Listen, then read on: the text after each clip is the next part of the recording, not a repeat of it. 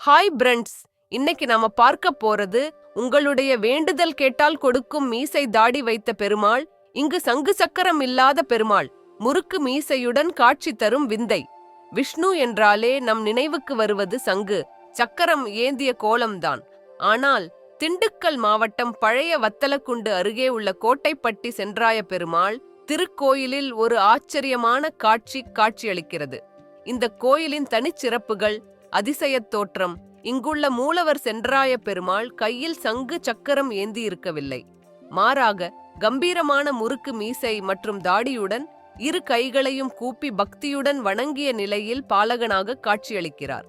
இவரை சென்றாய பெருமாள் என்று அன்போடு அழைக்கிறார்கள். உத்தரவு கேட்டல் உங்கள் வேண்டுதல் நடக்குமா என்பதை அறிய இங்கு ஒரு அதிசய மேடை உள்ளது. அதன் இரு முனைகளில் கைகளை வைத்தால் நம் கைகள் தானாக ஒன்று கூடினால் பெருமாள் சம்மதம் தந்துவிட்டார் என்று அர்த்தம். மலைக்கோயில் 500 படிகள் கொண்ட மலை மீது இயற்கை எழில் சூழ அமைந்துள்ள இந்த தலம் மனதிற்கு பெரும் அமைதியை தருகிறது.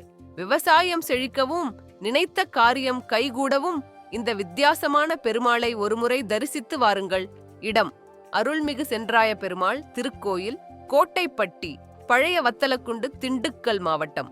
இந்த மாதிரி ஆன்மீக தகவல் உங்களுக்கு பிடிச்சிருந்தா நம்ம சேனலை சப்ஸ்கிரைப் பண்ணிக்கோங்க, லைக் பண்ணுங்க, ஷேர் பண்ணுங்க. நன்றி.